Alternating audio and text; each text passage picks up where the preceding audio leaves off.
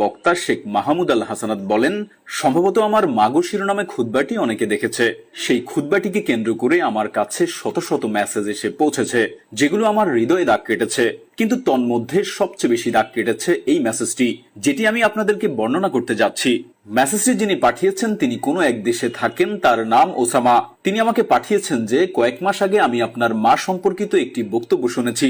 সেদিন সেটি শোনার পর পুরো দিবস কেঁদে কাটিয়েছি, কারণ এ প্রসঙ্গে আমার একটি গল্প রয়েছে। তা হলো, আমি আমার মাকে ছেড়ে এসেছি ওই ঘরে যেখানে আমি 3 বছর পূর্বে লালিত পালিত হয়েছি। তিনি বলেন, আমি একটি পারিবারিক সমস্যার কারণে আমি আমার মাকে ছেড়ে চলে এসেছি। 3টি বছর তিনি তার মায়ের সাথে কোনো যোগাযোগ রাখেননি। 3টি বছর হয়ে গেল তার মায়ের কোনো খবরাখবর তার কাছে জানা নাই। 3টি বছর কেটে যায়, তিনি তার মা সম্পর্কে কিছুই জানেন না। তিনি আরো বলেন, আপনার বক্তৃতা শুনে সে রাতে আমি খুব কেঁদেছিলাম এবং সংকল্প করেছিলাম যে আমি আমার ব্যাগ নিয়ে আমার মায়ের কাছে ফিরে যাব। কয়েক মাস পর রওনা দিলাম বাড়ির উদ্দেশ্যে। ফিরে গেলাম আমি সেই জন্মস্থানটিতে। আমাদের সেই পুরনো মহল্লায় ফিরে গিয়েছি, যেখানে আমার মা আমাকে ছোটবেলায় লালন পালন করিয়েছিলেন, যেখানে আমি রাতের অন্ধকারে বের হব বলে আমার মা ভয় পেতেন, যেখানে আমার মা আমাকে ভালোবাসার আঁচলে ঢেকে রাখতেন এবং দিনরাত যত্ন আতি করতেন, যেখানে আমি আমার মা বাবাকে নিষেদিন চুমু খেয়েছিলাম। তিনি বলেন, আমি আমার সেই পুরনো মহল্লায় প্রবেশ করলাম।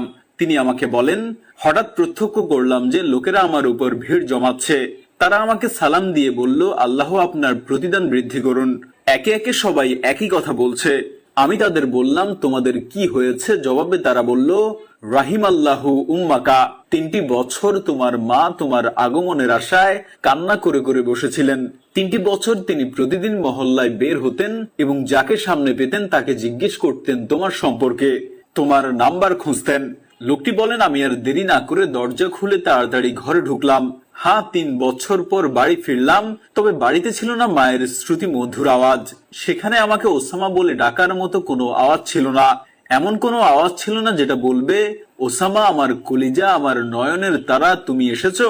ঘরে প্রবেশের পর আমার রুমে ঢুকতেই দেখি রুমটি অত্যন্ত গোছালো ভাবে রাখা হয়েছে। সবকিছুই গোছালো ছিল।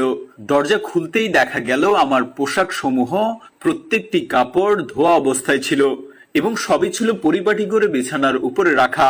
হঠাৎ সেখানে কাপড়ের ভাঁজের উপর একখানা পত্র দেখতে পেলাম।